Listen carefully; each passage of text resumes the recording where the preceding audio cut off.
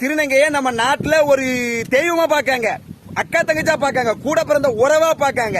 எல்லாத்துக்கும் மேல நான் தன்னை பெறாத தாயாவும் பார்க்க மனுஷங்க இருக்காங்க நம்ம நாட்டுல. இப்போ ஒரு வீடியோ ஒண்ணு பார்த்தேன். ஒரு காய்கறி கடைக்காரரு 10 ரூபா கொடுக்கணும்னு சொல்லி ஒரு வயசானவர் அந்த காய்கறியை பிடிங்க நடு ரோட்ல தட்டுதாங்க. திருநங்க ஒரு 2-3 பேர் சேர்ந்து. ஏன் தாயா இப்படி பண்ணிக்க? அந்த காய்கறி விளைவிக்க ஒரு விவசாயி எவ்வளவு கஷ்டப்படுதான்னு உங்களுக்கு தெரியுமா தாயி? நீங்க சாப்பிடல, உங்களுக்கு அது ஞாபகம் வருமா? நீங்க ஆவுனா ஒண்ணு சொல்லுதியா, எங்களுக்கு எவன் வேலை தரான், எங்களை எவன் மதிக்கான்? யாரு உங்களுக்கு வேலை தரல, யாரு மதிக்கல? வேலை தரலையா? ஒரு இட்லி கடை போடுங்க, ஒரு இளநீ கடை போடுங்க, ஒரு மளிகை கடை போடுங்க, சொந்தமா தொழில் வைங்க. உங்களுக்கு இல்லாத திறமை யாருக்கு இருக்கு? யாருக்கு இருக்கு? எவனுக்கும் கிடையாது. நீங்க ஆணுக்கு ஆணாவும் பெண்ணுக்கு பெண்ணாவும் இருக்கீங்க. நீங்க தான் உங்களை தாழ்வு மனப்பான்மையா நீங்க நினைச்சுக்கிட்டீங்க. நீங்க தைரியமா வாங்க.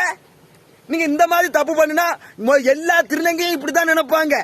எல்லா திருநங்கையும் தப்பான கண்ணோட்டத்தோட தான் பார்ப்பாங்க. உதாரணத்துக்கு நான் மெட்ராஸ்ல ஒரு 4 நாள் சோறு தண்ணி இல்லாம இருந்தேன் வேலை பார்க்க இடத்துல. எனக்கு ஒரு திருநங்கை தாய் என்ன தப்பான உறவு கூப்பிட்டாங்க. நான் அம்மான்னு சொன்னேன். அம்மான்னு சொன்ன அந்த ஒரு வார்த்தைக்கு நான் வேலை பார்க்க இடத்துக்கு ஒரு வாரத்துக்கு சோறு சமந்தாங்க. என்ன பெத்த பிள்ளையா நினைச்சு சோறு சமந்தாங்க.